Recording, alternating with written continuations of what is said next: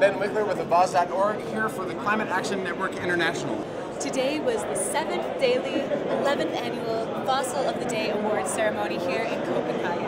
And today it's a shakeup at the Fossil of the Day Awards. 3, 2, 1, and the winner is Canada and Saudi Arabia. Third place went to Canada, a longtime winner, and Saudi Arabia.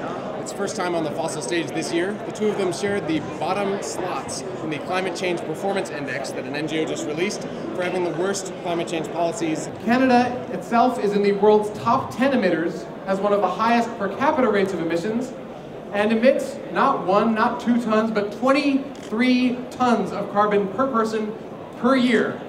The second place fossil went to the European Union for leaving open a gigantic loophole in its carbon targets. The European Union has 11 gigatons of hot air waiting for the world. And by hot air, I mean carbon emissions that are permitted under the Kyoto Protocol because countries took such weak targets on last time that they can actually raise their emissions without being penalized. If the European Union continues moving towards the lowest denominator on its climate targets, we might as well go back to the Viking Age. 3, 2, 1, and the winner is shock horror. It's the United States of America. And it came about because the U.S. still hasn't budged from its terrible, terrible target of -4% from 1990 levels, when we know that the rich countries need to cut 25 to 40% from 1990 levels. The people of the United States of America, they're saying, make the treaty. They're saying, reduce emissions. They're saying the things we're doing in cities and towns across the country are making a difference. And it's time for us and our federal government to step up to the plate.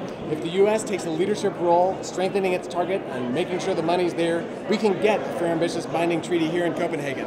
The U.S. also won for failing to put any long-term climate finance on the table, crucial to helping developing countries grow green and cope with climate change that's already locked in.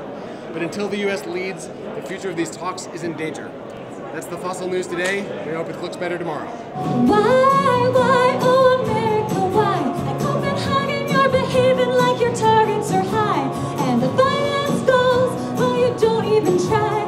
Singing this could be the way the talks die. I hope that's not the way the talks die. The European Union has 11 gigatons of hot air. By hot air, I mean emissions that are allowed under its Kyoto Protocol binding targets, even though those don't represent, how can I explain this? I don't know.